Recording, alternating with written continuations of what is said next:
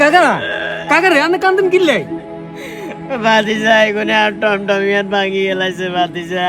টমটম ভাঙিলেছে কাকা আনে কান্দিয়েন না তে খারাপ লাগে কান্দিয়েন না কাকা সামনে কোরবান আইয়ে আর মাইনা আমার ঘুমাই চুনে কোরবানের টেনো আড়াই আর মাইনারে তারা শান্তি দিত না ভাতিজা।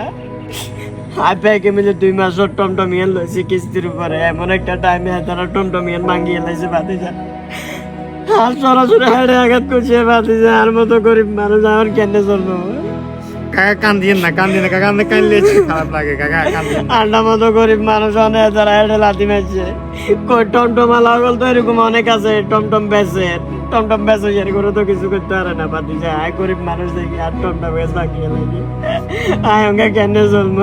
কাকা কান্দিয়েন না কাকা টমটম যদি অবৈধ হয় তাহলে টমটমের শোরুমগুলো কিভাবে বৈধ হয়?